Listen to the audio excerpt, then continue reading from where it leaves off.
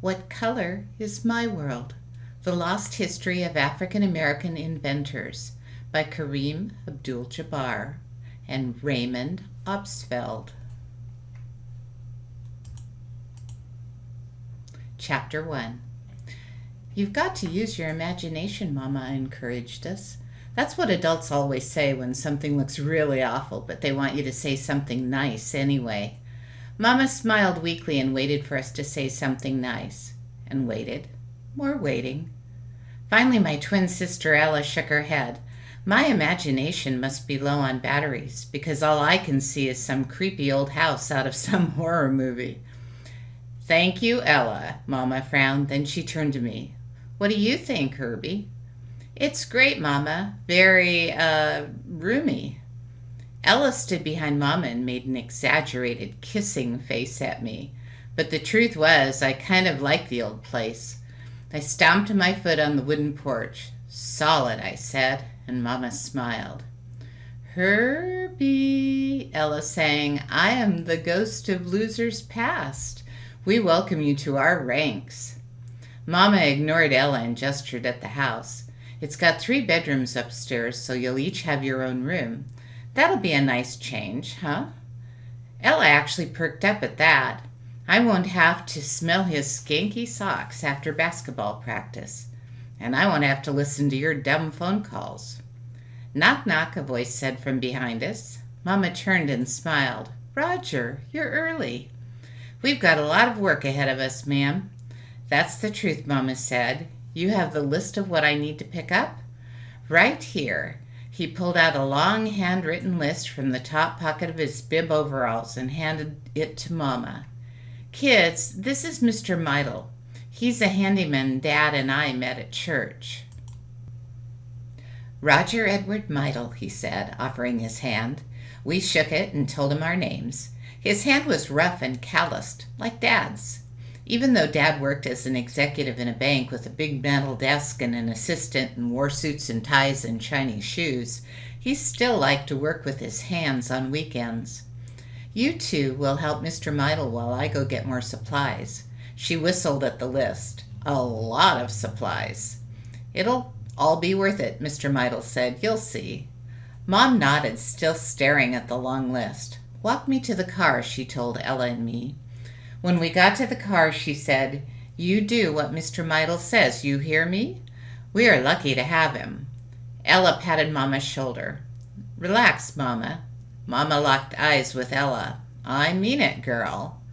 When Mama's car was out of sight, we turned toward the house and there was Mr. Meidel. I take it you two are less than thrilled with your new home. Mr. Meidel had a well-worn hammer in the loop of his overalls. He smelled like the peppermint tea Mama always drinks when she gets home from work. She's a middle school principal, not at the school Ella and I go to, thank goodness. We were hoping for something newer, Ella said, like the Covent Garden homes they're building over on Draper Street. They have a community pool, and a hot tub, I added, and tennis courts. New isn't necessarily better, Mr. Meidel said. If you look closely at this place, you'll see some exquisite craftsmanship. We walked into the house. But you won't see a pool, Ella said. Mr. Meidel laughed. Nope, but you'll see something else. Hepatitis? History. Many people worked across the centuries to make a house like this. This house is the culmination of all human progress. Sounds crowded, Ella said with a snort. Sounds like a museum, I said. Oh, it is, Mr. Meidel nodded. A museum is a celebration of achievement. Your parents' achievement in providing a home for their family, but also a celebration of the history of humankind, the history of America, and the history of African Americans. Ella laughed.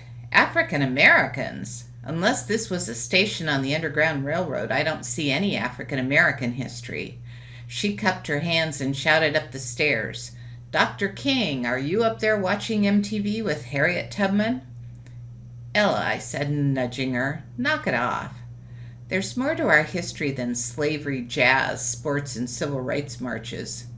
We know that, Ella said, getting sore. Do you know a lot of African American scientists? Mr. Meidel asked. Ella looked at me. "Come on, genius," Ella whispered to me. "Name some black scientists." I'm sure I'd read about a few, but I couldn't remember a lot of names. Finally, I said, "George Washington Carver." "The peanut guy," Ella said with a triumphant look. "Amazing man," Mr. Meidel agreed. "They called him the Black Leonardo, and after Leonardo da Vinci. Who else you got on that list?" Ella and I looked at each other, and then we shrugged. Mr. Meidel walked over to the wall and flipped the light switch. Overhead, a bare light bulb burst ablaze with light. "Who invented the light bulb?" he asked. "Thomas Edison," I said. "You going to tell us he was black?" Ella said. "It was a trick question," Mr. Meidel said. "No one invented the light bulb." "What?" Ella and I said at the same time. "Oh, Edison had a lot to do with bringing us the light bulb. But no one invents anything, not by themselves." "Then how come all the history books are filled with names of inventors?" I asked.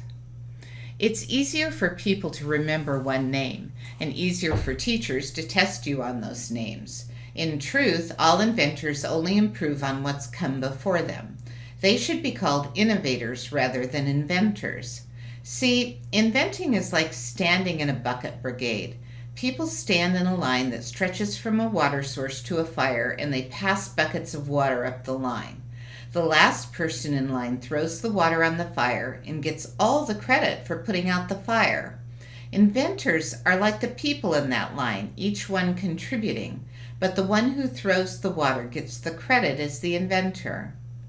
I pulled the blank journal tucked in my back pocket and started scribbling what he said. I even drew a bucket brigade. My whole life is in my journals. I have more than 400 of them, all stacked neatly in my bookcase in chronological order from the time I was 5. Sir Isaac Newton once said, "The apple proves gravity, guy," Ella said. "Right," he said. "If I have seen further than others, it is by standing on the shoulders of giants," meaning that whatever he achieved is because of what he learned from all the great scientists that came before him. "So, what does the light bulb have to do with African Americans?" Ella asked. The edge had gone from her voice. Mr. Meidel grinned. "Ever heard of Louis Latimer?" We shook our heads. "Let me ask you this. What color is electricity?" He flicked the light bulb on and off. I thought for a second. "White?" "It's yellow," Ella scoffed. "Lightning looks white when it flashes," I reminded her. "Yeah, well, I don't think that—" "This electricity," Mr. Meidel interrupted, "is black." "Black?" Ella and I said at the same time. We both stared at the light bulb. "You sure your glasses just aren't dirty?" Ella said. "This city gets its electricity from the nuclear power plant. In fact, 20% of all the electricity in the U.S. comes from nuclear energy. That is, thanks to Henry T. Sampson, who invented the gamma electric cell, which makes it possible to convert nuclear radiation into electricity." Ella looked at me. "How come you didn't know that, Thomas Edison?" I shrugged. Good question. Why didn't I? "Speaking of Thomas Edison," Mr. Meidel said, "you ever hear of Granville T Woods?" Ella and I shook our heads. He was known as the Black Thomas Edison because of all of his inventions. In fact, Edison even tried to hire Woods. Alexander Graham Bell's company bought Woods' telegraphany invention. Mr. Meidel flicked the light switch off and on again. "Black electricity." "Black electricity," Ella chuckled. She grabbed my journal out of my hands and started scribbling notes. "You are going to love this next part," Mr. Meidel said. He leaned forward as if he was about to tell us a deep, dark secret. Ella and I leaned forward too, listening. He picked up a broom in each hand and tossed them to us. "Get to work." He walked out of the room, but we could hear his laughter echoing in the hallway. As soon as he was gone, I grabbed my journal back from Ella and started writing down everything he told us. "You're crazy if you think I'm doing all the sweeping while you scribble away," Ella said. "I don't want to forget what he said. I want to find out more later." She snorted and started sweeping, then stopped and snapped her fingers at me. "Give me some paper too, just to make sure you get it right." Dr. Henry T. Sampson, born 1934, gamma electric cell, Ellis Fast Facts. There are 442 nuclear power reactors in the world. 104 of them are in the United States. These reactors provide 14% of the world's electricity and 20% of the U.S.'s energy. Dr. Henry T. Sampson is just as much an action hero as the muscle-bound Samson from the Bible. Born in Mississippi in 1934, Dr. Sampson was the first African American to earn a Ph.D. in nuclear engineering, which he did in 1967. In 1971, he invented something called the gamma electric cell, which converts radiation directly into electricity. It was a big deal, and Dr. Sampson won a bunch of awards for his invention. Here's something interesting about him that has nothing to do with science. He also wrote books and produced documentary films about overlooked African American filmmakers of the 19th and 20th centuries. Granville T Woods, 1856-1910. Induction telegraph, Ellis Fast Facts. In 1890, there were 163,597 miles of railroad track in the U.S. Abraham Lincoln signed the Pacific Railway Act on July 1, 1862, which paved the way for the Transcontinental Railroad and led to many inventions that improved railroad safety. When Granville T Woods was 10, he quit school because his family needed the money. He worked in a machine shop that repaired railroad equipment and went nuts over all the electrical machines. He paid guys that worked there to teach him how everything worked. Eventually, he attended college and studied engineering. He invented stuff like a steam boiler furnace for trains, improved the telephone transmitter so the sound was clearer, and even improved the egg incubator. In 1887, he patented his most famous invention, the induction telegraph. The induction telegraph allowed moving trains to send and receive messages from railroad stations, making train travel a lot safer. Thomas Edison was so impressed that he offered Woods a job, but the Black Edison, that's what they called him, preferred to stay the one and only Black Granville Woods and continue to work for himself. Lewis Howard Latimer, bright ideas. Son of slaves. Lewis Howard Latimer was born on September 4, 1848 in Chelsea, Massachusetts, the youngest of 4 children. Just 6 years earlier, his parents, George and Rebecca Latimer, had been slaves in Virginia. Wanting their children to be born free from slavery, they fled from their owners to Boston, Massachusetts.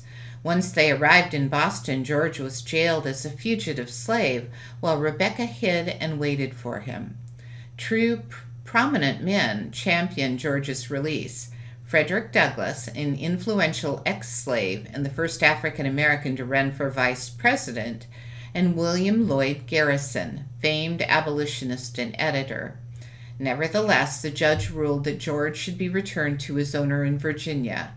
Fortunately, an African-American minister paid George's owner $400, about $9,600 today, for George to be freed. Lewis attended elementary school, where he excelled at reading and drawing, but like most young men of that era, he spent most of his time working with his father at various jobs to support their family. In 1864, with the Civil War at its bloodiest peak, 16-year-old Lewis joined the Navy. After serving on the Union gunboat, the USS Massasoit, he was honorably discharged in 1865. Lighting up life. Latimer returned to Boston and landed a $3 a week job as an office boy at Crosby & Gould, a patent law firm that specialized in protecting inventors' patents. Here, Latimer observed that the draftspeople creating their elaborate and precise drawings of clients' inventions, and taught himself how to do the same thing. After practicing on his own for several months, Lewis asked the company for the chance to show what he could do. Surprising and impressing everyone at the company with his skill, Latimer was promoted to draftsperson at $20 a week. In 1876, Latimer was hired by Alexander Graham Bell, a teacher of deaf children, to draw his invention for a patent application. The invention was the telephone. Latimer and Bell worked all night to finish the blueprints and were able to file the patent just a few hours before another inventor working to patent a version of the telephone, making Bell the official inventor. In 1880, Latimer moved to Brooklyn, New York to work for inventor Hiram Maxim, the founder of the U.S. Electric Lighting Company, and a rival to Thomas Edison. During this time, Latimer devised a method for enclosing the light bulb filament in a cardboard envelope, which kept the filament from breaking. This made the bulb more efficient. Although he received a patent for this breakthrough, all profits went to Maxim. In 1884, Latimer's expertise in electric lighting was so highly regarded that he was hired by Thomas Edison's company. Latimer helped Edison in 3 areas. 1. Navigating the tricky patent application process. 2. Protecting Edison's patents by investigating claims against Edison and testifying as an expert witness. 3. Amassing a comprehensive library on all available knowledge of incandescent lighting. A few years later, Latimer wrote Incandescent Electric Lighting, a practical description of the Edison system, 1890, which was the Bible on incandescent lighting. Latimer continued to work for Edison and to patent inventions for the next 27 years. In 1911, Latimer went to work for a private consulting firm until he retired in 1922. He continued to invent and teach until his death in 1928. Renaissance family man. Louis Latimer was an important figure in the development of the light bulb, but he loved the arts and had a passion for science. He painted portraits, played the flute, and wrote poetry, music, and plays. His family life brought him great joy. He married Mary Wilson in 1873, and they had 2 daughters, Jeanette and Louise. He was active in his Unitarian church, and he was an activist for civil rights. In his free time, he taught mechanical engineering, drawing, and English to immigrants. To honor his achievements, the Louis H. Latimer School in Brooklyn was named after him in 1968. In 2006, Louis Latimer was inducted into the National Inventors Hall of Fame. Did Edison invent the first light bulb? Historians list 22 inventors of incandescent lamps before Thomas Edison. In fact, Edison lost several patent lawsuits in which courts ruled that others, notably Joseph Swan in England and William Sawyer in the U.S., had invented light bulbs before him. Edison and his staff of 10 scientists clearly used the work of Joseph Swan in particular when developing their own version of the light bulb. Edison also bought the patents of other inventors. He and his team were able to vastly improve the light bulb to burn longer and brighter than earlier versions, and helped to make the technology less expensive. Despite not being the original inventor of the light bulb, Edison is responsible for making electricity easily available. He realized that in order for the light bulb to become popular, an entire infrastructure of generators, wires, fixtures, and lamps would be necessary. Edison used his considerable reputation as an inventor to entice investors to give him large amounts of money needed to get this massive infrastructure built. His genius as a scientist and as a businessman helped to bring electricity to the average home. Chapter 2. About an hour later, Ella stopped sweeping and pulled out her cell phone. She started punching numbers. I kept sweeping. Who are you calling, Mama? Pizza. I'm starving and they deliver. I don't have any money, I said. Do you? We'll let the Mad Hatter pay. A guy that smart should have some cash, right? Mr. Meidle's voice startled us. Why is a raven like a writing desk? Ella and I just stared at him. That's a little weird, Ella said. Mr. Meidle grinned. If you're going to call me the Mad Hatter, you should at least know what he says in Alice in Wonderland. Does it make more sense in the book than when you say it? Mr. Meidel picked up a crumpled brown paper bag from a huge pile of trash we had just swept together. He shook it open, walked over to Ella, and nodded for her to put the cell phone in the bag. Ella hesitated. I knew she was trying to figure out just what Mama's punishment would be for not doing as she was told. She must have come to the same conclusion I did. 2 weeks without her cell phone, because she dropped it into the bag. He walked over to me and I dropped mine in too. He twisted the neck of the bag shut and briskly walked out of the room. Follow me. Ella and I exchanged looks and then followed him. We heard his rapid footsteps pattering down the stairs to the first floor. He moved fast for an older guy. When Ella and I reached the bottom of the stairs, Mr. Meidel was waiting for us, still clutching the paper bag with our phones. First things first, he said. He carried the bag to the carpenter's workbench, which was covered with tools. He set the bag down, picked up a hammer, and started slamming the hammer into the bag. Loud crunching could be heard with each strike. Ella started screaming, "Are you crazy? I had to babysit for a year to buy that." She ran over and grabbed the bag, then opened it and stared. Then she reached in and pulled out a handful of bent nails, chunks of plaster, a couple of broken mouse traps, and assorted other trash. "Where are our phones?" Ella demanded. "Safe," said Mr. Meidel. "How did you do that?" I asked. "Why, it's a raven like a writing desk." Ella stared at Mr. Meidel. "Check your pockets," he said. Ella reached into her pocket and pulled out her cell phone. Intact. I reached into my jeans and found mine there too. "How did you do that?" Ella stammered. "You see what you want to see," Mr. Meidel said, "but the world is so much more." "But that was some kind of voodoo magic or something," Ella said.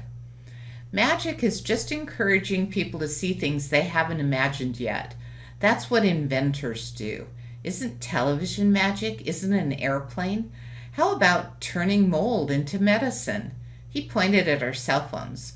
"When you look at those, what do you see?" Ella and I looked at our phones. "A phone," Ella said flatly. "I see an African-American kid named James West who at 8 was so curious about how things work that he nearly electrocuted himself repairing a radio. He later invented the microphone that's inside your cell phone. I see another black inventor, Dr. Mark Dean, who took computers out of laboratories and into business offices and homes. Without him, you wouldn't have a computer in your home or in your phone. And I see Dr. Valerie Thomas, whose invention that creates 3D images may be the future of television, video games, and medical diagnosis. That's what I see." Ella snorted. I took out my journal. James West, Mark Dean, and Valerie Thomas. Ella made another loud kissing up sound, but I hardly heard her over the sound of my pencil scratching across the paper. Dr. Mark Dean, born in 1957. Personal computer stuff. Ella's fast facts. Dr. Dean is a vice president at IBM. He developed the color graphics adapter, which gave color to PC displays. He led the team that developed the world's first gigahertz microprocessor. Okay, I use a computer pretty much every day, but not like my brother who uses it exclusively for schoolwork, which is what our parents told us is the only thing we could use it for. I use it for school too, but how else am I going to keep up my Facebook profile up to date? And I sometimes get homework assignments and notes from my girlfriends. That should count, right? Whatever. The point is, until Dr. Mark Dean came along, computers were mostly giant boxes too big and clumsy to have in the average home or office. Then he and another scientist, Dennis Moeller, invented the industry standard architecture, ISA Systems Bus, which is the doohickey that allows you to connect external devices such as printers or keyboards. He made the computer practical for the rest of us. In fact, Dr. Dean holds 3 of the 9 patents for the original IBM personal computer and holds more than 40 patents in all. He kind of reminds me of my brother. When Dr. Dean was a kid in Jefferson City, Tennessee, he got straight A's too. Must have been weird, though, when his classmates kept asking him if he was really black because he was so smart. No one asked my brother that, so I guess we've made some progress. Of course, they do ask him if he's from this planet because he's such a dork, but that's another story.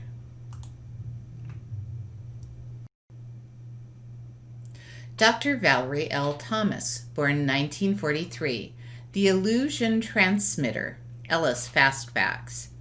The first 3D movie shown to paying customers was in 1915. The audience wore red and green glasses that combined the two movie images, which had been shot 2.5 inches apart. Back in the 1950s, most of the 3D movies were horror films, so they could show knives and stuff poking out at the audience. If there's one thing I've learned from listening to Mr. Meidl's stories about all these amazing inventors, it's that most of them had a really hard time being taken seriously as scientists just because they were black. Now imagine how much harder it was if you were black and a woman. First, you'd have to overcome the whole race thing. Blacks aren't smart enough to compete with whites, blah, blah, blah. Then you'd also have to put up with a whole bunch of crap about being a girl. Girls just aren't as smart as men, yada, yada, yada. That's what makes Dr. Valerie L. Thomas so cool.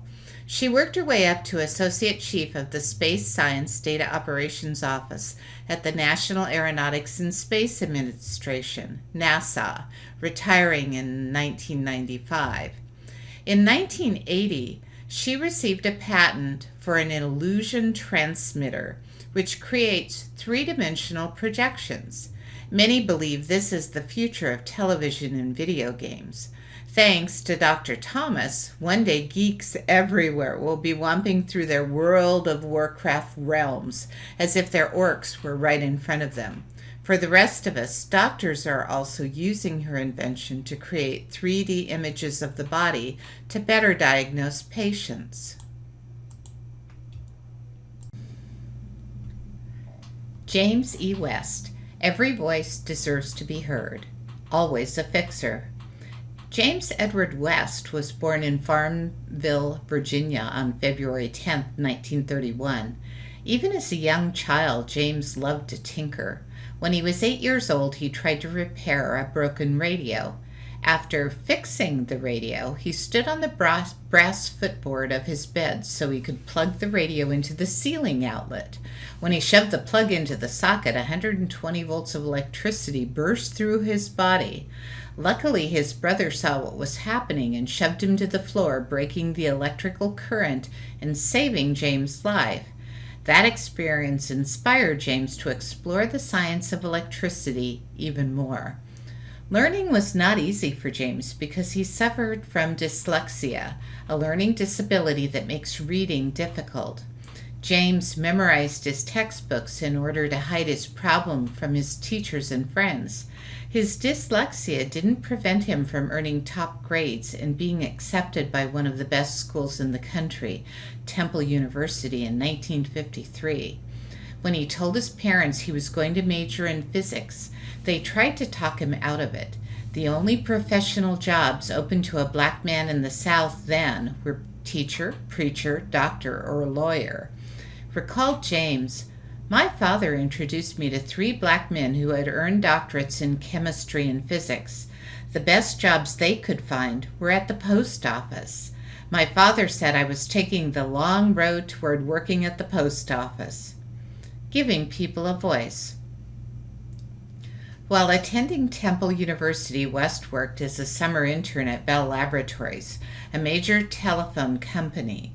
When he graduated from Temple in 1957, Bell hired him on full-time as an acoustical scientist.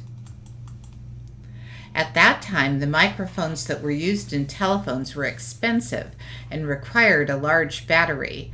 So Bell assigned West and German-born physicist Gerard M. Sessler to team up and create a compact microphone that was highly sensitive yet relatively inexpensive.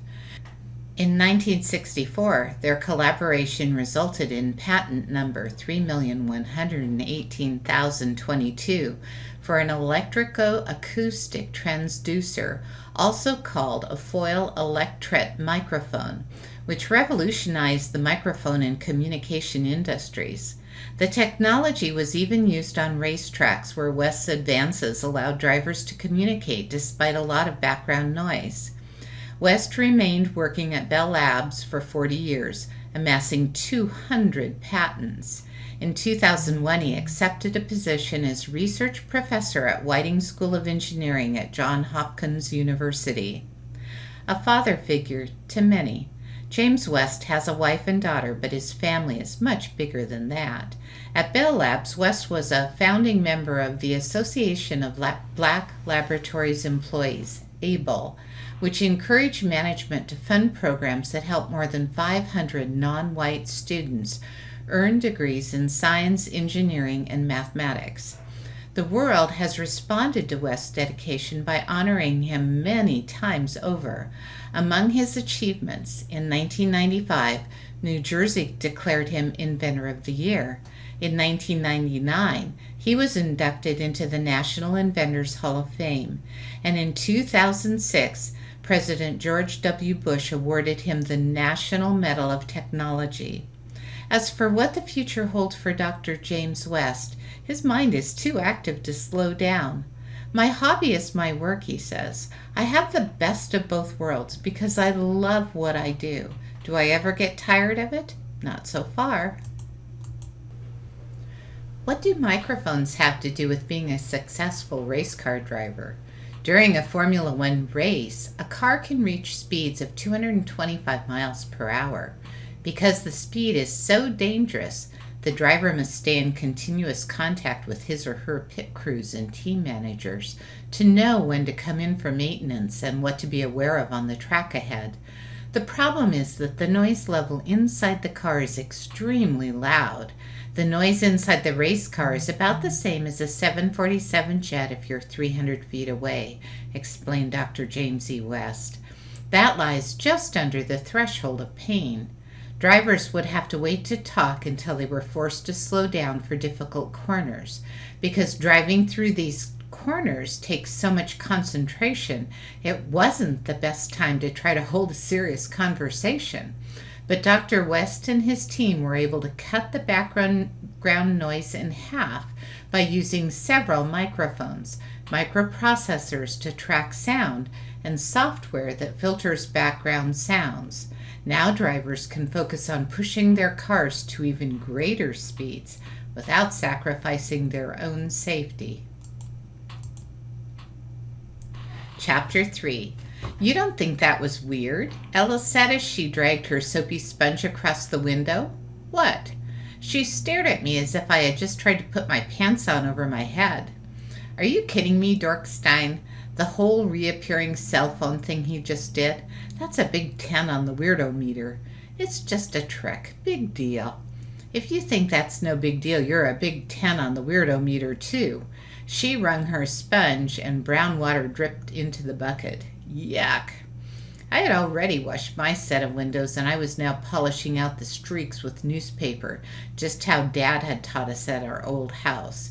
As I polished, I looked out onto the quiet neighborhood that would soon be ours.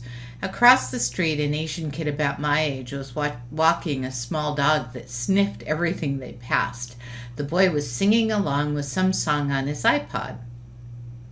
They passed an elderly black couple, returning from the grocery store, each carrying one bag. The woman stopped to pet the dog and said something, and the boy and man both laughed. I'm starving, Ella complained. This has to be cruel and unusual punishment. Listening to you whine all day is cruel and unusual punishment. Hungry? A voice boomed from the doorway. Ella and I both jumped. Ella leaned toward me and whispered, We need to put a bell around his neck. How do you get to be so sneaky? I prefer to think of it as moving through the world humbly, Mr. Meidel said, only calling attention to yourself when you have something to contribute. Ella quickly recovered her poise and threw her dirty sponge into the bucket. You ask us if we're hungry, and we could use some food." Mr. Meidel smiled. "I do get distracted sometimes. Let's take a look at what we've got." The kitchen looked like someone had driven a truck through it and then backed up to hit anything they'd missed the first time. The paint on the cabinets was chipped and peeling off.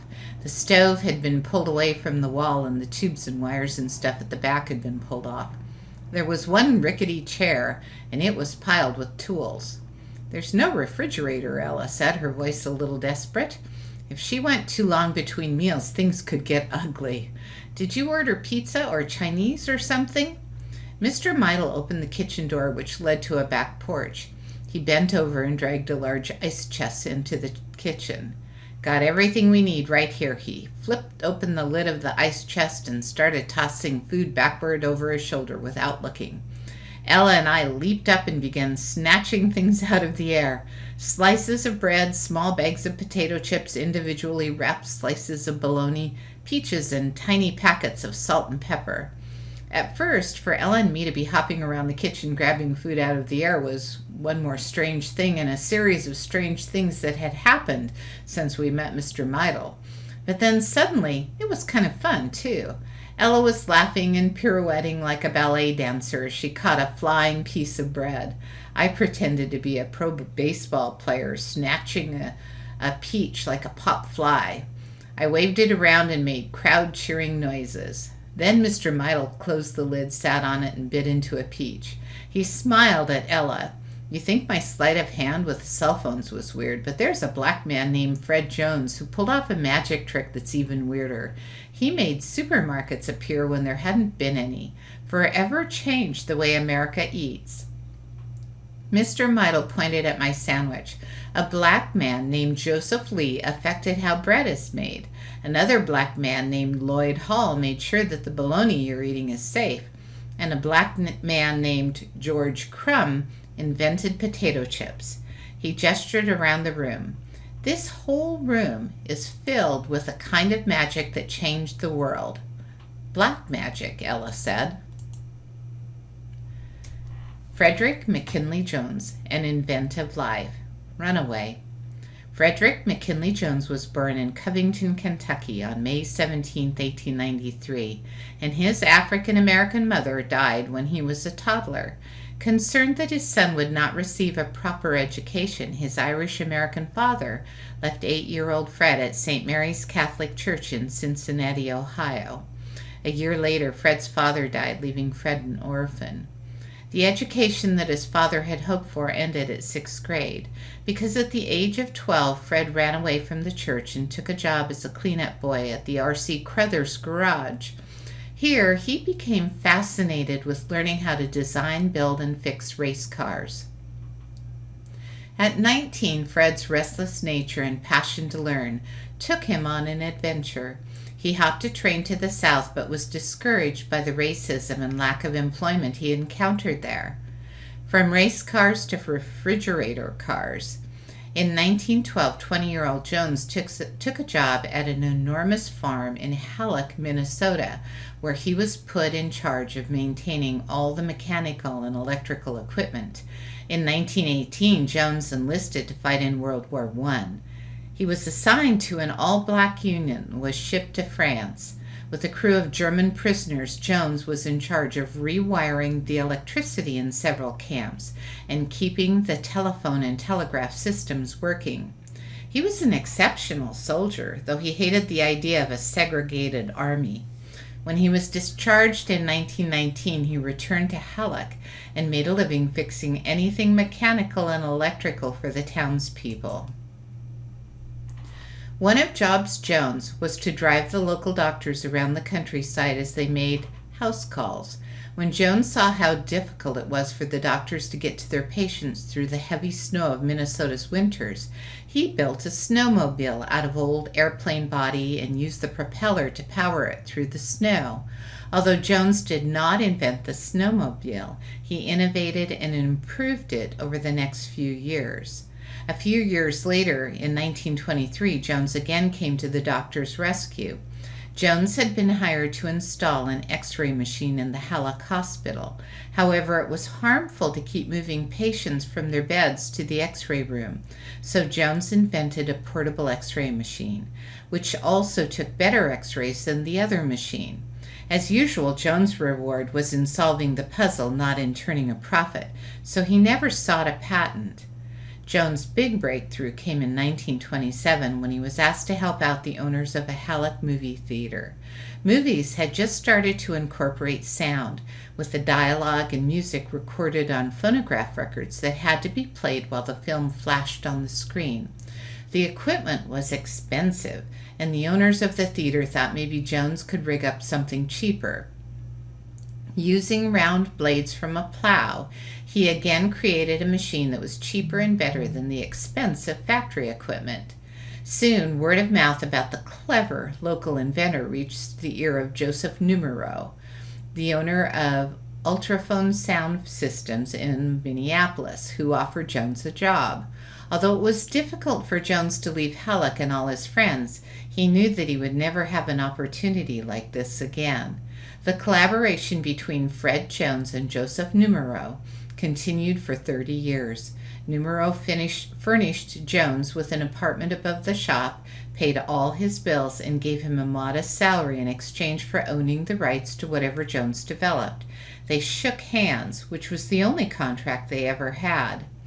During those years together, Jones invented all kinds of things, but it was his work on the first reliable refrigerator truck that transformed his life. It was so effective that Numero got out of the movie equipment business to focus on building more refrigerated trucks. These trucks were able to carry foods for thousands of miles without spoiling.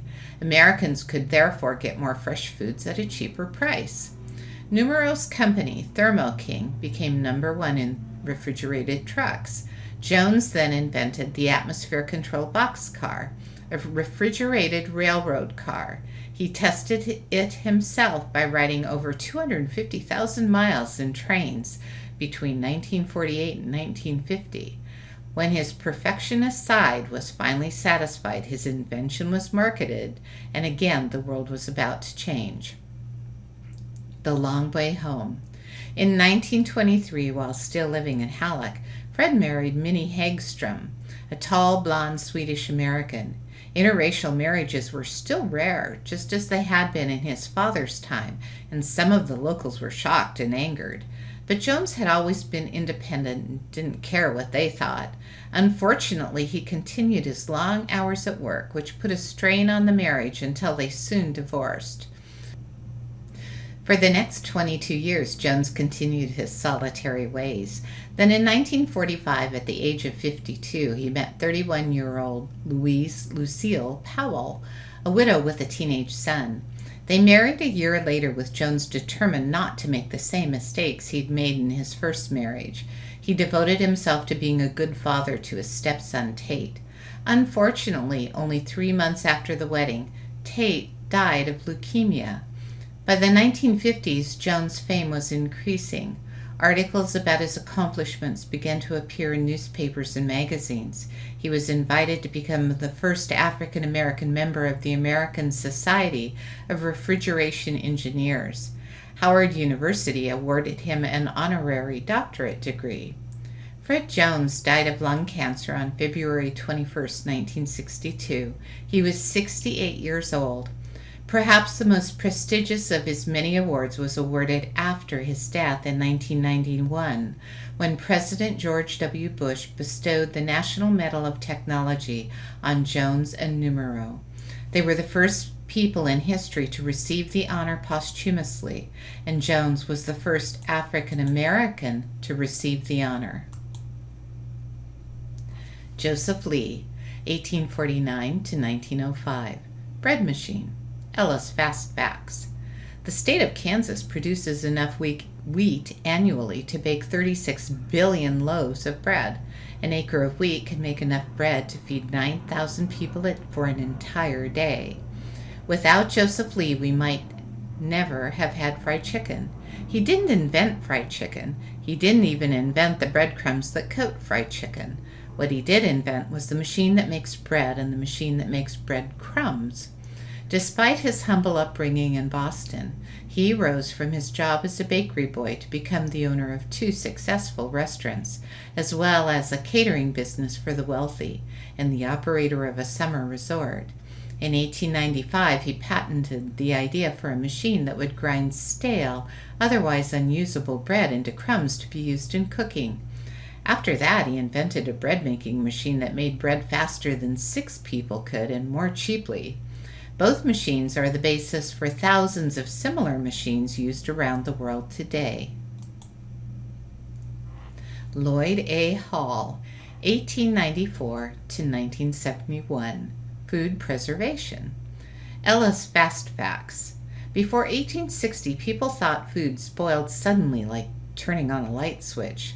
French chemist Louis Pasteur, 1822 to 1895, proved that microorganisms were behind food spoilage, which happened gradually as they grew and spread throughout the food. Look, I know germs and microbes and all those other microscopic creatures have an important place in the whole ecosystem thing. I get that, but some of them are just plain creepy and disgusting and need to be exterminated. Fortunately, Lloyd Hall figured out a way to do just that. Now, he's not the kind of exterminator that comes through the house and sprays termites.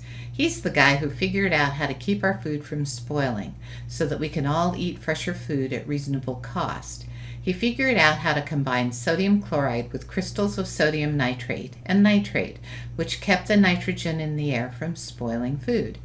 His patented method is still used today to preserve meats. He also discovered that some of the spices, such as ginger and cloves, that people were using to preserve food contained molds and bacteria that actually made the food go bad faster. He invented a way to use ethylene oxide gas in a vacuum chamber to kill the evil microbes. Later, his method was adapted to sterilize prescription drugs, medical instruments, and cosmetics. So thanks to Lloyd and his more than 100 patents, we all eat a lot better and safer. George Crumb, 1822 to 1914. Potato chips. Ella's fast facts. Potato chips use 10% of the U.S. potato crop. Potato chips are the most popular snack food in America. Worldwide, people spend $16.4 billion on potato chips every year. Finally, something I really care about, potato chips. I couldn't survive one day of school lunch without those yummy chips to keep my taste buds alive. Thank you, George Crumb, for inventing them in 1853. Crumb was a chef at a fancy hotel in Saratoga Springs, New York. Half black, half Huron Indian, he must have felt a little intimidated when, as the story goes, Cornelius Vanderbilt, one of the wealthiest people in the United States, sent his meal back to the kitchen complaining that his potatoes were too soggy.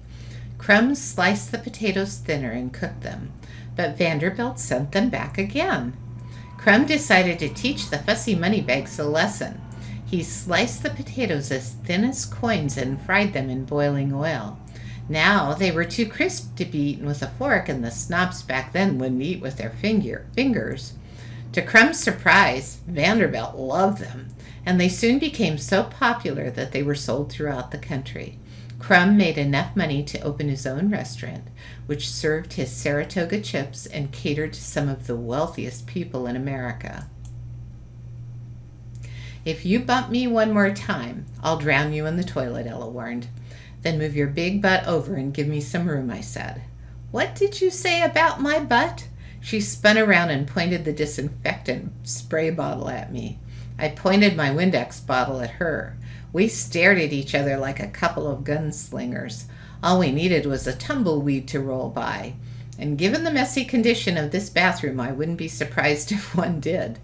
"How is it going in there?" Mr. Meidel said, poking his head in the doorway. We both jumped. I was starting to think that Ella's suggestion of attaching a bell to him was a really good idea. "There's plenty of mold," Ella said. "Maybe you've got a story about some black inventor who beat Louis Pasteur to discovering penicillin."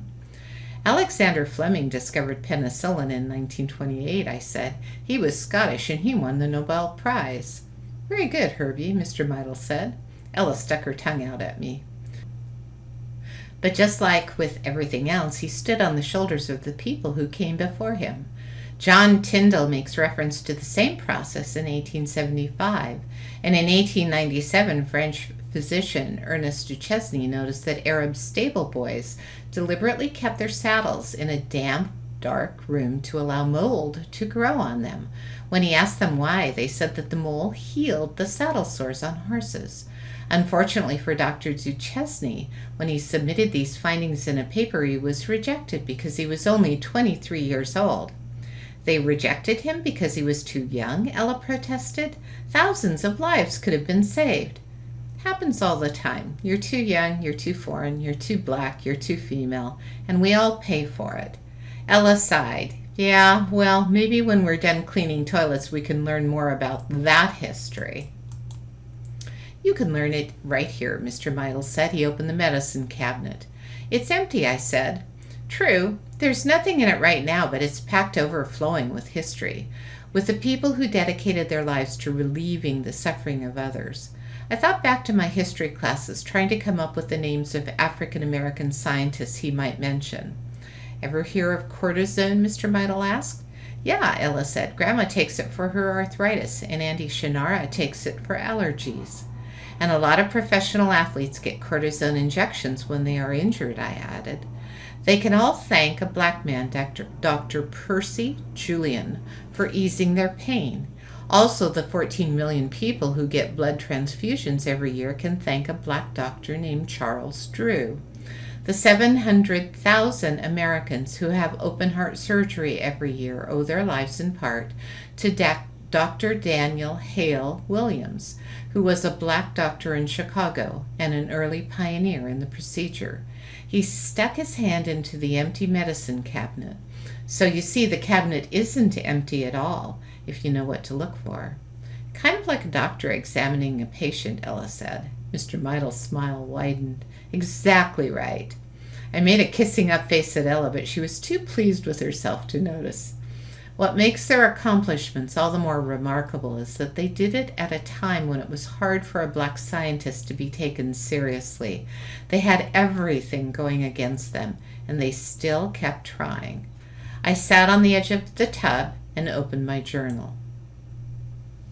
Daniel Hale Williams, 1856 to 1931, open heart surgery. Ella's Fast Facts. Open heart surgery is when a patient's heart is opened and internal structures are operated on. About 694,000 open heart surgeries were performed in 2006 in the U.S. When grandfather had heart surgery last year, I quickly learned a whole lot more than I wanted to know about heart surgery. But until Mr. Meidel, I didn't know that one of the first doctors to perform a successful heart surgery was black. Daniel Hale Williams started out working as a barber and attending the Classical Academy to study bass violin. There, he met Dr. Henry Palmer, a Civil War hero known as the Fighting Surgeon.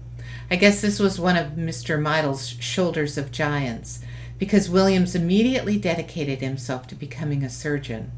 After becoming a doctor, he became a fighting surgeon like Dr. Palmer by fighting prejudice. Realizing that blacks had a hard time getting into medical and nursing schools or receiving good medical care in hospitals, in 1891 Dr. Williams founded Provident Hospital, Chicago's first non-segregated hospital, which also included a nursing school for African Americans. In 1893, he was one of the first doctors to perform open heart surgery without losing the patient to infection afterward, which is how most of those surgeries ended back then. Dr. Williams also developed antiseptic methods to prevent infection. Dr. Charles Drew, 1904 to 1950, blood bank. Ella's Fast Facts. The U.S. uses about 38,000 units of blood every day. Every 2 seconds, someone in the U.S. needs blood. Charles Drew wasn't just one of the most brilliant students at his high school and college. He was also a star athlete. He graduated with honors from McGill University in Montreal, Canada, and then went on to earn his Doctor of Medicine and Master of Surgery degrees there as well. He became the first African American to receive a Doctor of Medical Science degree from Columbia University. It was there that he began to specialize in blood. Dr. Drew developed the concept of large-scale blood banks, which saved the lives of a ton of British soldiers and civilians during World War II. Dr. Drew protested against racial segregation regarding the use of blood. Whites got white blood, blacks got black blood. How dumb is that? Because it lacked scientific basis. He graduated with honors from McGill University in Montreal, Canada, and then went on to earn his Doctor of Medicine and Mastery of Surgery degrees there as well. He became the first African American to receive a Doctor of Medical Science degree from Columbia University. It was there that he began to specialize in blood. Dr. Drew developed the concept of large-scale blood banks, which saved the lives of a ton of British soldiers and civilians during World War II. Dr. Drew protested against racial segregation regarding the use of blood. Whites got white blood, blacks got black blood. How dumb is that? Because it lacks scientific basis. And he was fired because of it. Nevertheless, Dr. Drew was the first black surgeon to serve as an examiner on the American Board of Surgery. In Quebec, they even named a park after him. At the age of 45, the man whose expertise was responsible for saving thousands of lives was killed in a car crash. Dr. Mordecai W. Johnson, former president of Howard University, said, "Here we have what rarely happens in history, a life which crowds into a handful of years' significance so great men will never forget it." I know I won't. Dr. Percy Lavon Julian, the man who would be a chemist. Passion for science. Born on April 11, 1899 in Birmingham, Alabama, Percy Lavon Julian knew that at a very young age that he wanted to be a scientist. His parents, descended from slaves, encouraged his passion for learning. Percy's mother, Elizabeth, was a teacher. His father, James, was a railroad mail carrier and an avid reader of books about math, science, and philosophy. Both parents realized that a solid education was the only hope for their children's success. Percy, the oldest child, was forced by segregation to attend a school with no science labs, unlike the whites-only schools nearby. His parents, however, accepted no excuses, and soon after his graduation from high school, Percy left home for DePauw University in Indiana, which accepted a few black students. The world was ready for a change, and he would help it change by being the first college-educated member of the Julian family. Dr. Percy Lavon Julian, the man who would be a chemist. Passion for science. Born on April 11, 1899 in Birmingham, Alabama, Percy Lavon Julian knew at a very young age that he wanted to be a scientist. His parents, descended from slaves, encouraged his passion for learning. Percy's mother, Elizabeth, was a teacher. His father, James, was a railroad mail carrier and an avid reader of books about math, science, and philosophy. Both parents realized that a solid education was the only hope for their children's success. Percy, the oldest child, was forced by segregation to attend a school with no science labs, unlike the whites-only schools nearby. His parents, however, accepted no excuses, and soon after his graduation from high school, Percy left home for DePauw University in Indiana, which accepted a few black students. The world was ready for a change, and he would help it change by being the first college-educated member of the Julian family. Discrimination continued at DePauw, but Percy always heard his parents' voices encouraging him. No excuses, son. He studied hard, worked many odd jobs, played in a jazz band, and helped out at the church. He graduated with many honors. He was a valedictorian and a member of both the Sigma Xi and Phi Beta Kappa honor societies. As his class's most outstanding graduate, Percy was sure he would receive many offers from universities to continue his education. His white classmates received offers, but none came to him. He soon discovered that no one at the universities believed there was a place for a black chemist, the man who relieved suffering. To be a chemist, Percy needed to earn his doctorate degree, but he was not accepted into any program. In 1921, Percy took a teaching job at a predominantly black school, Fisk University in Tennessee. After 2 years at Fisk, he was awarded the Austin Fellowship in Chemistry at Harvard University. His academic achievement was outstanding. He earned his master's degree with straight A's, but these were overlooked because of his skin color. Harvard declined to continue his teaching assistantship out of fear that white students would not want a black man as their teacher. Percy had to leave Harvard without the chance to earn his doctorate. He then taught at another predominantly black school, Howard University in Washington, D.C., until 1929. There, he won a Rockefeller Foundation Fellowship to study at the University of Vienna in Austria. Percy loved Europe. He worked with a demanding professor, Ernest Spathe, to recreate chemical compounds previously found only in nature. Percy also enjoyed the freedom from much of the racism he had experienced. He had friends of many races and nationalities. He regularly attended the opera, went skiing, and played piano for his friends, introducing them to the lively spirituals he'd been raised on. In 1931, he received his Ph.D. from the University of Vienna, becoming the third African American to earn a doctorate in chemistry. He returned to DePauw University, where he was joined by a friend from Vienna, Dr. Joseph Pecan. Together, they worked to synthesize physostigmine, used to treat glaucoma, Alzheimer's disease, and other ailments, which they achieved in 1935. Despite acclaim over Percy's achievement, DePauw refused to grant him a full-time teaching position because he was black. Tired of constant rejection by universities, Percy turned to private industry. He received an offer to work for the Institute of Paper Chemistry in Appleton, Wisconsin. The offer was later withdrawn when the institute realized that Appleton was a sundown town and blacks were legally prohibited from spending the nights there.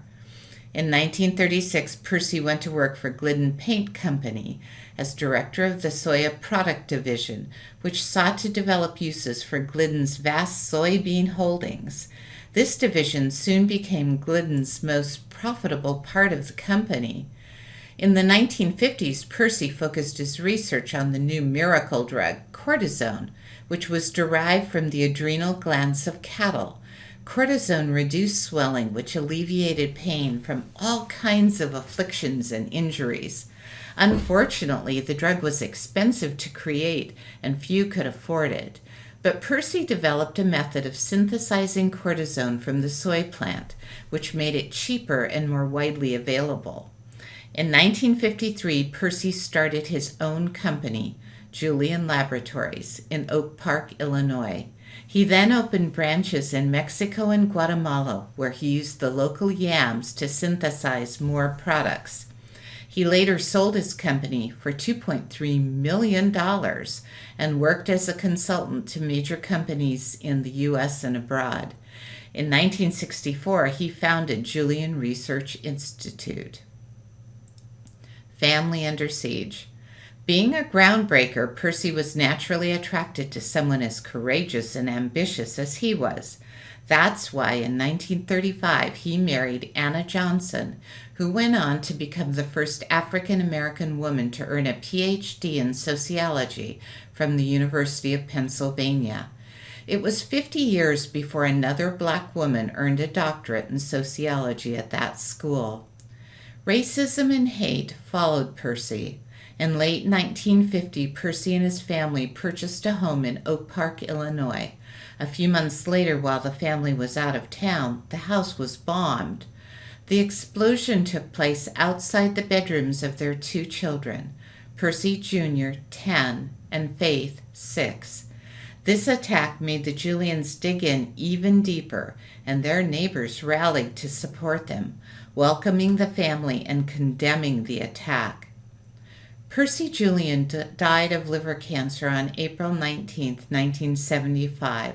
His many honors included 19 honorary doctorate degrees, his 1973 election to the National Academy of Sciences, where he was the second African American scientist inducted from any field, a U.S. postage stamp honoring him in 1993, and in 1990 induction into the National Inventors Hall of Fame.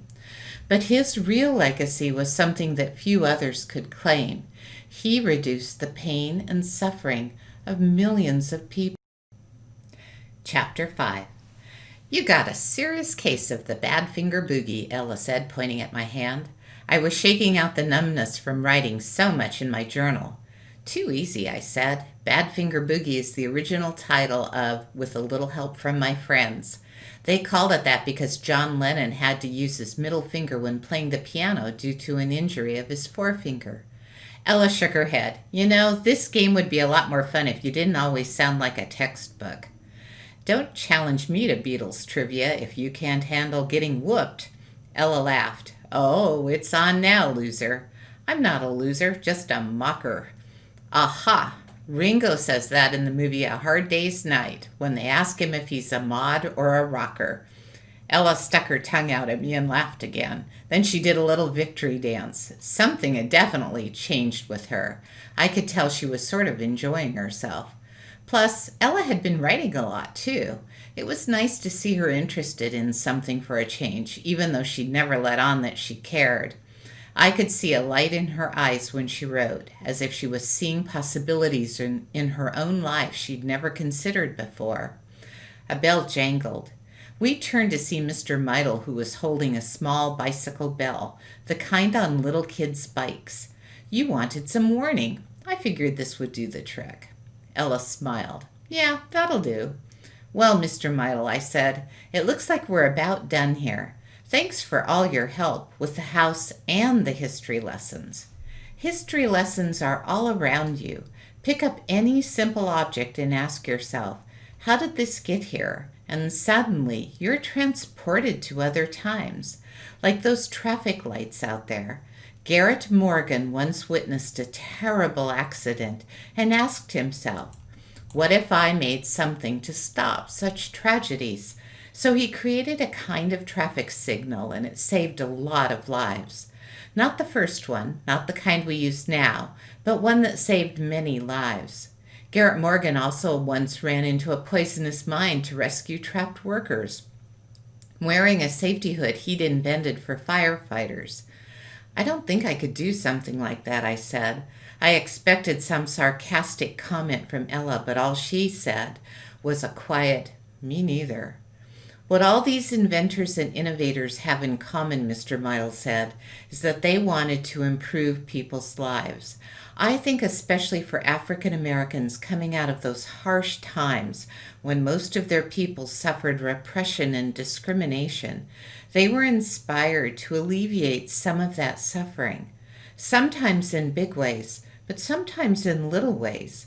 Mr. Meidel reached into his pocket, pulled out a small pencil sharpener, and tossed it to me. A black man named John Lee Love invented this. Didn't save any lives that I know of, but it sure changed the world as we know it. I caught the sharpener and quickly sharpened my pencil so I could write in my journal. Ella leaned forward and said, "What else do you see?" Mr. Meidel waved his arms around. "There's so much. Everything from those shoes you're wearing to the mailbox outside to the ice cream scoop in the kitchen to the super soaker squirt gun, all invented or innovated by black men and women." "Can you tell us about them?" I asked. "Which ones?" "All of them." Mr. Meidel looked at his watch. Well, he walked over to the closet and started rooting around inside. His voice was muffled a little as he spoke. I suppose I can stay a little longer, but first, isn't there a Beatles song about a hole in the roof? Fixing a hole, Ella and I said at the same time. Jinx, she said, you owe me a Coke. And what happens if you don't fix that hole in the roof, he asked from inside the closet. We could hear clattering as he moved around in there. Rain gets in, Ella said with a shrug. Exactly, Mr. Meidel said. Suddenly he jumped out of the closet holding an enormous super soaker squirt gun. And when it rains, it pours, he said, grinning. And he started firing, and in an instant, we were soaked. Alfred L. Krall, 1866 to 1920. Ice cream scoop. Ella's Fast Facts. Americans eat an average of 26.4 pounds of ice cream and other frozen dairy products per person every year. The most popular flavors are vanilla, 29%, chocolate, 8.9%, butter pecan, 5.3%, and strawberry, 5.3%. Inventing fancy electrical stuff is cool and all, but here's an invention that speaks to my heart and stomach. The ice cream scoop. So simple you'd think that whoever invented ice cream would have thought of it the very next day. Yet it took a black hotel porter, that's the guy who carries the guest's luggage, to come up with it. Alfred L. Krall was working in Pittsburgh when he noticed how hard it was to dig frozen ice cream from its containers.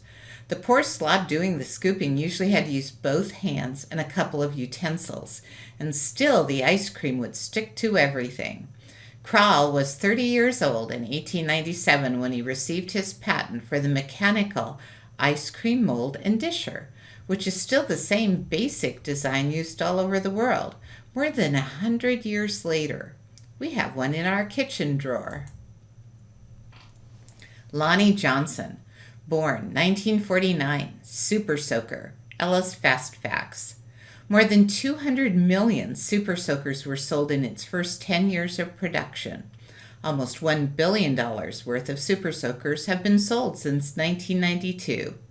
In 2000, Lonnie Johnson was inducted into the National Inventors Hall of Fame.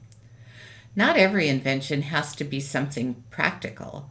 Sometimes an invention can change the world by making it a whole lot more fun.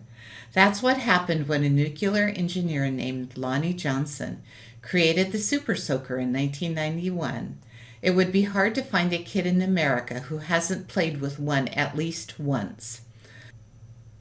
Lonnie Johnson grew up in Mobile, Alabama, and went to Tuskegee University. When he's not designing the coolest squirt guns of all time, he's inventing other stuff, like the Johnson Thermoelectric Energy Conversion System, which is a system that provides a more efficient way to use heat to generate energy. Basically, this could be the hope for more widespread use of solar energy. Right now, solar energy systems only convert about 30% of solar energy into electricity, which makes it more expensive than burning oil or coal. But Lonnie's invention raises that efficiency rate to more than 60%. I know this invention is probably a lot more important than the squirt gun, but hey, I'm a kid. Garrett Morgan, an inventor and a hero. Migrating north. Garrett Augustus Morgan was born near Paris, Kentucky on March 4, 1877, the seventh of 11 children. His mother was the daughter of a minister. His father was a former slave whose father was a white slave owner named John Hunt Morgan. During the Civil War, Garrett's grandfather, J.H. Morgan, joined the Confederate Army and was killed by Union soldiers. Morgan's death freed Garrett's family from slavery. 12 years later, Garrett was born. Garrett's parents were sharecroppers. They farmed land they didn't own and only kept a portion of the crop. It was a very hard life. Generally, children started working on the farm when they were 5 or 6 years old and went to school only a few months a year. When Garrett was 14, he had to make a choice. stay in Kentucky and work the land, or try his luck in the North. In 1891, Morgan found work as a handyman and continued his education by hiring a tutor to teach him proper English grammar. When he turned 18, he moved to Cleveland, Ohio, with only 10 cents in his pocket. He eventually found a job sweeping floors for $5 a week in the garment district, and later became a sewing machine adjuster for 2 companies that made women's clothing. Morgan quickly became known as the man who could fix any machine. He also created various parts for the sewing machines, making them faster and more efficient. Commitment to public safety. In 1907, Morgan, now 30 years old, started his own business repairing and selling sewing machines. 2 years later, he started a tailoring shop that had 32 employees. The company made clothing with the machines that Morgan built. Both businesses proved successful, and he got married, had children, bought his own home, and became the first African American in Cleveland to own an automobile. But that wasn't enough. He couldn't help but look around and see how to improve the world. In 1912, Morgan patented his Morgan Safety Hood and Smoke Protector, which he designed to protect firefighters. His invention won several gold medals and was cheaper, lighter, and easier to use and wear than anything else on the market. Despite this, many fire companies refused to buy the device because a black man had invented it. To counter this prejudice, Morgan had a white friend pose as the inventor, while Morgan posed as a Native American demonstrator of the hood. In 1916, an explosion in an underground tunnel under Lake Erie trapped 32 men. The rescue seemed impossible. Several men died in their attempts, and no one else was willing to try it again. Then Morgan was called in. He and his brother put on the hoods and led a party to save the men.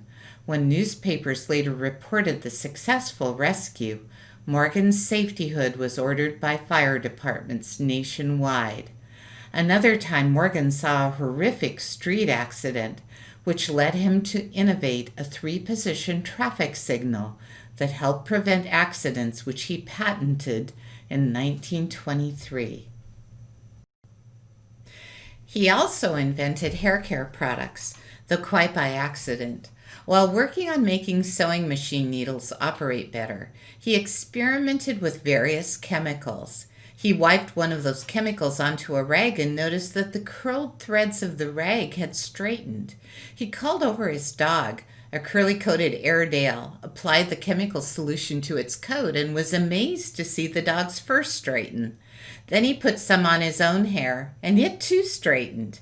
In 1913, Morgan founded the G.A. Morgan Hair Refining Company to market his hair straightening cream, hair dye, hair oil, and various combs. Devoted husband and father. Garrett was married briefly as a teenager and waited until he was 31 to marry again, this time to seamstress Mary Ann Hasek. Mary was white, and both their families opposed the marriage. Despite this, the marriage proved to be a happy and long one, lasting 55 years and producing 3 sons.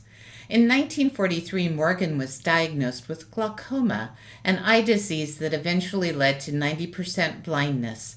But he continued to innovate, invent, and remain active in helping the Black community.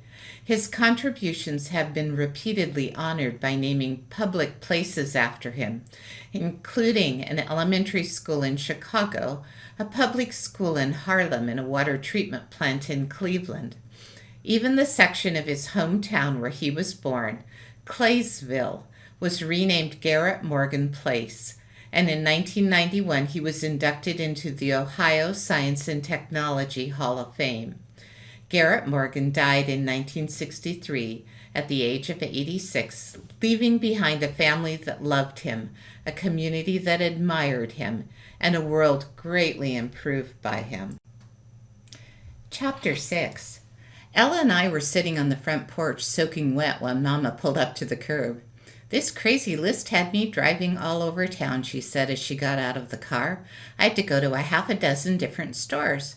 "It's okay, Mama," Ella said. Mama looked up at Ella, then at me. "Why are you two all wet? What broke?" "Nothing broke," I said. "Mr. Meidel squirted us with a super soaker.